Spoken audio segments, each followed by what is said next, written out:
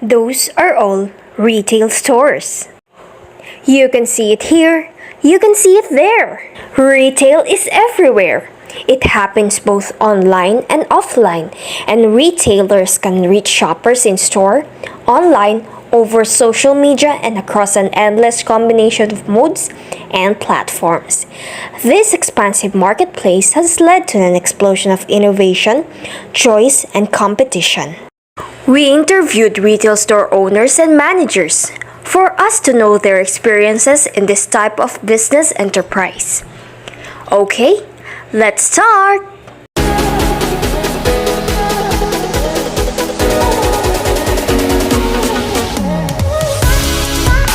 When did your business started? It started since 2012, nag-start na yon. Simula nun, hindi naman na siya nagsara kahit na maraming yung kagaya ng pandemic, ganon. Hindi naman na siya nagsara. Tuloy-tuloy na yon since 2012. Why did you choose this kind of business? Kasi yung ganyang business, mas madaling simulan. Bukod sa konti lang maliit lang ang puhunan mo, mas madaling puntahan ng mga tao.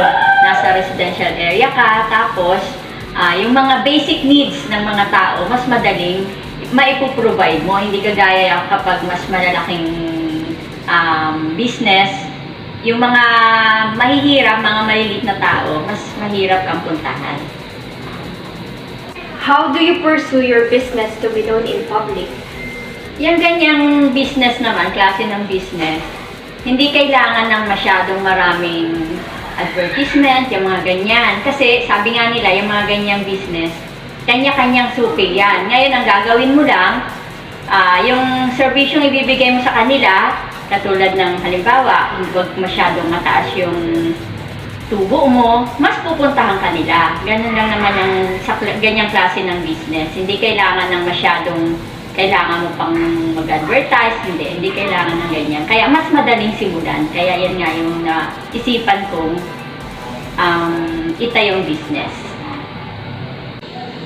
What was your worst experience throughout managing this store and how did you conquer it? Pinaka-worst experience ko siguro nung nasubukan namin yung nanakawan.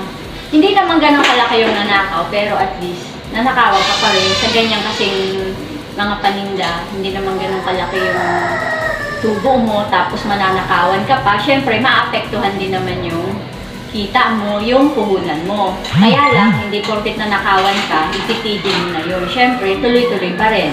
And then, isa pa is yung, siyempre, marami rin. Lahat naman gustong kumita rin, maghanap buhay.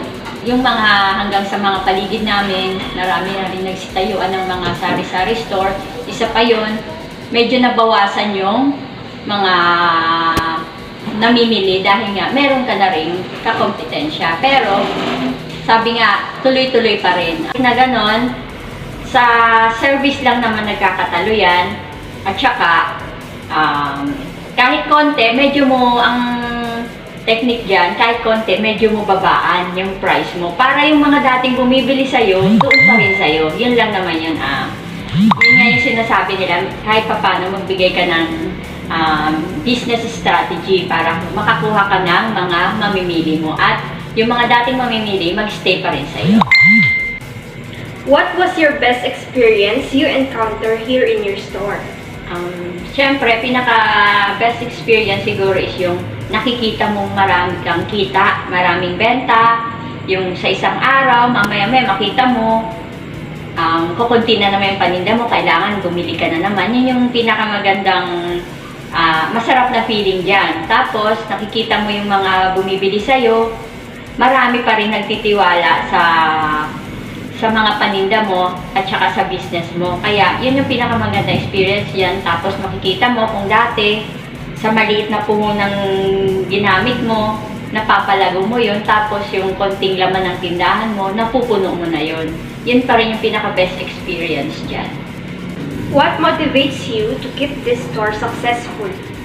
Siyempre, sa bawat isa sa atin, kapag nagtayo tayo, nag-iisip pa lang tayo na magtayo ng isang business, isip na natin yan, magiging successful ito, papalaguin ko ito. Yun talaga yung mindset natin kailangan palagi. Hindi yung magsisimula ka pa lang, iniisip mo pa lang, ang isip mo na is, baka hindi kikita, baka walang bibili. Kailangan laging positive yung thinking natin para at least habang nag-ooperate yung business mong yun, mas maganda yung epekto nun kung ang isip natin is laging positive na makakapag-serve tayo ng maayos sa mga mamimili. At the same time, kapag maraming bumibili sa atin, yung mga needs din natin is masusuportahan natin. Kaya kailangan palagi, ganun yung motivation natin sa sarili natin.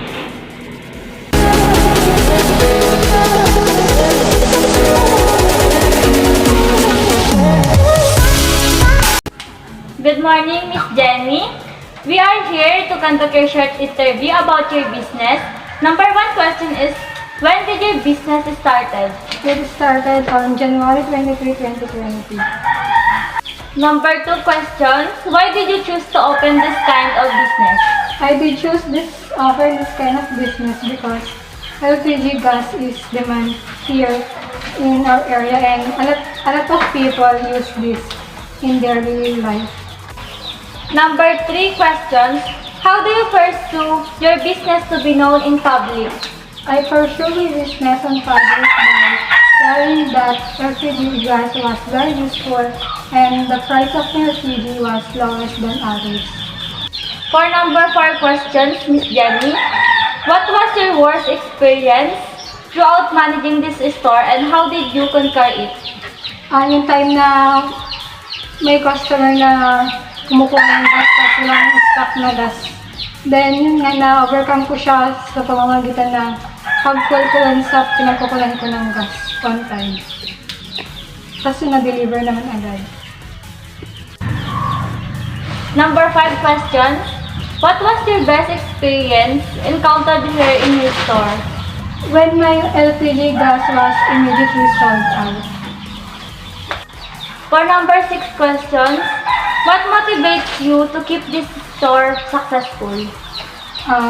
When my customer said that yun nga daw na LPG gas is kailangan talaga nila sa pang-araw-araw. So yun nga, nasa isip ko na maging successful to kasi it is demand in our area and it is very useful in our daily life. Okay, Miss Jenny, for our last question, what are recommendations you want to tell to others who want to build their own business too? First is know what is demand in your area and believe in yourself. That's all. Okay. Thank you for actively participating and God bless. Thank you.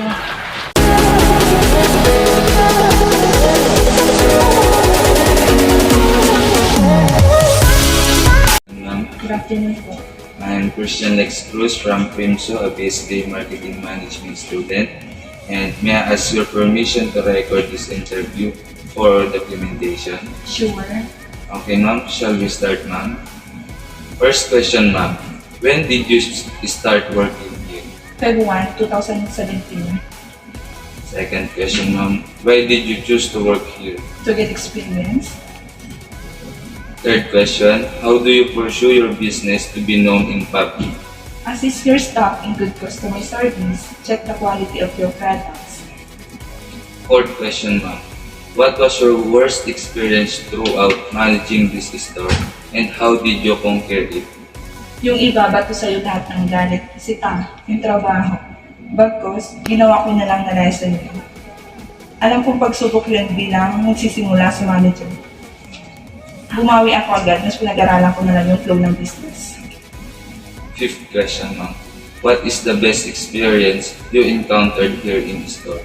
Yung pupurihin ka ng lahat from area manager, branch manager, franchisee sa income ng sales. Sixth question, ma'am. What motivates you to keep this store successful? Do your best. Continue for positive lang. Huwag mong isipin yung pagod. Isipin mo na lang yung mas ikakaganda at ikakabuti ng negosyo, ng para sa negosyo. Seventh question, ma'am. what recommendation you want to tell others who wants to work in a retail store as a manager? Masabaan mo yung pasensya mo kasi lahat ikaw talaga yung maharap, yung mag-handle, like customer complaint, mag-handle ng staff, dapat aware kang pakisamahan. Hindi pwedeng sobrang taas ang tingin sa sarili mo. Dapat doon ka lang sa focus mo sa goal mo as a store manager. Okay, no? Thank you po ma'am sa participation naman. May kansin.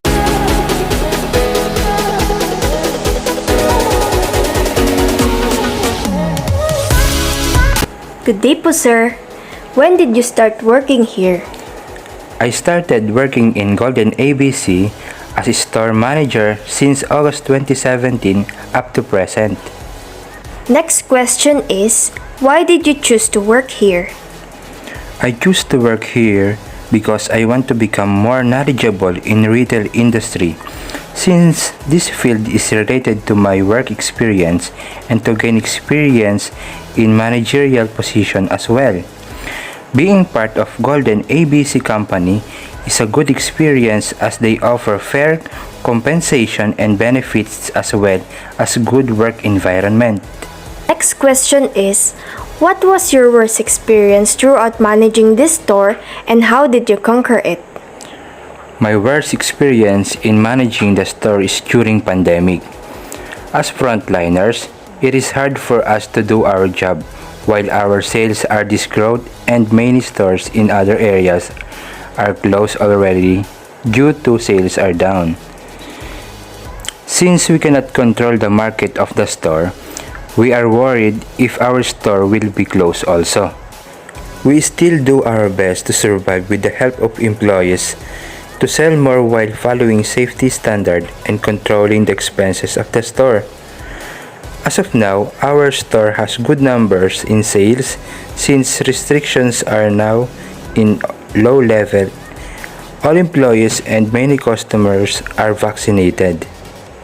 Lastly, what recommend you want to tell to others who wants to work in a retail store as a manager? Manager position in a retail store is not easy to get since experience is required from other companies.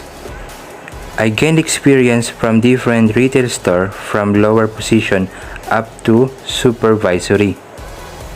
I study a lot in terms of sales and store operations. I do recommend if you are in the start level in retail industry, you must be knowledgeable and study sales figures as well as the different categories of the merchandise for you to analyze what is needed for sale growth.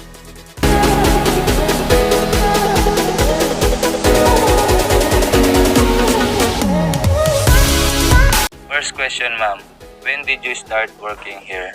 I started to work at Pure Gold last September 12, 2012. Next question, ma'am. Why did you choose to work here? I chose to work here because only Pure Gold or retail industry gave me an opportunity to work with. Next question, ma'am. How do you pursue your business to be known in public? I always use social media to promote. Next question, ma'am. What was your worst experience throughout managing this store and how did you conquer it? The worst is customer complaints. I always turn it into positive. Them calm and understand their concerns. Next question, ma'am. What is the best experience you encountered here in your store? I gained a lot of friends and learned a lot. Next question, ma'am. What motivates you to keep this store successful? Other people inspired me to stay and continue my service. And last question, ma'am. What recommend you want to tell others who wants to work in a retail store as a manager? I recommend people to become a manager for me to duplicate myself without self-interest because I believe that people come and go, so I must have a copy of me. So even if I'm not around, I am comfortable that somebody do the things I always wanted to do. Thank you, ma'am.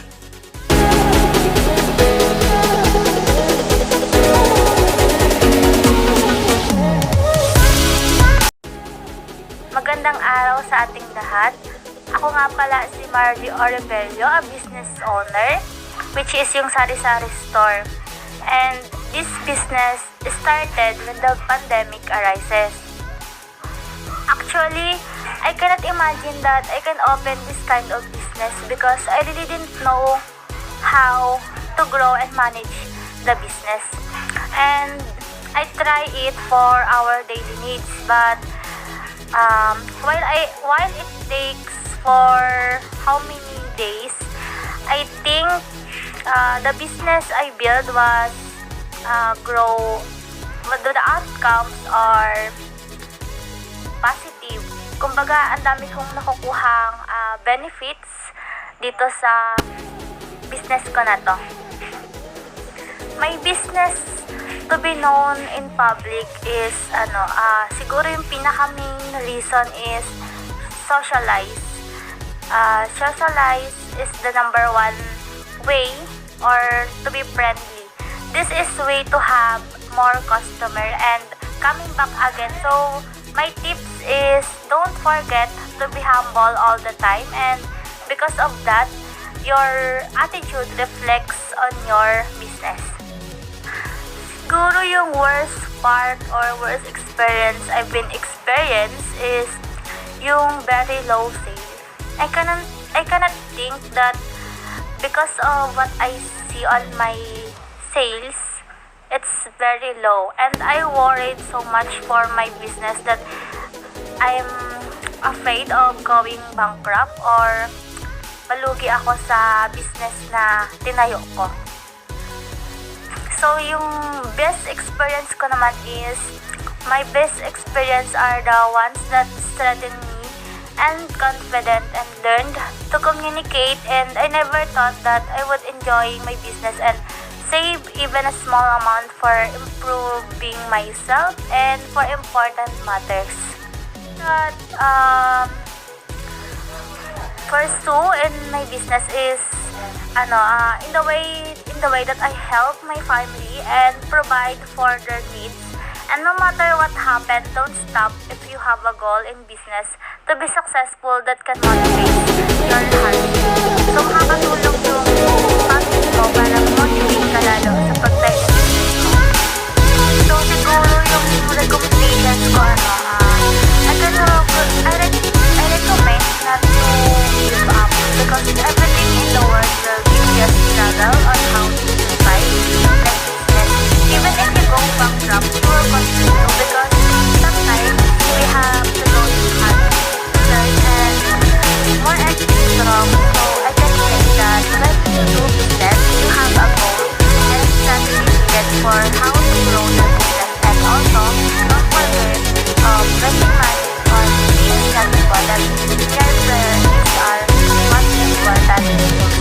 So mag-focus ka lang dun sa mga importante na bagay na kailangan paggasta ng pera na kikitain mo sa business mo.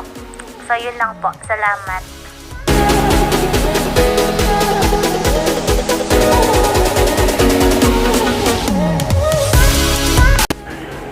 Ma'am Jocelyn wasn't able to have a face-to-face interview with me because she is not in Zambales right now because of her task assigned by her employer. I will be the one to read her answers. The first question is, when did you start working here? Her answer is, I started working here November 14, 2014 as a cashier. Then June 2016, after a mandatory staff evaluation, I was promoted as a store manager until now. Second question is, why did you choose to work here? Her answer is, actually, I was employed before I applied here. I just bumped into my old friend, then she asked me if I know someone who wants to apply as a cashier. Then, I said, can I apply? After our conversation, I sent my resume. I was interviewed, then I passed. I resigned to my previous work, and that's the beginning of my journey in the retail industry. Next is, how did you pursue your business to be known in public? Her answer is, we use social media platforms like posting our product on Facebook, IG, etc. We also use artists to endorse our products.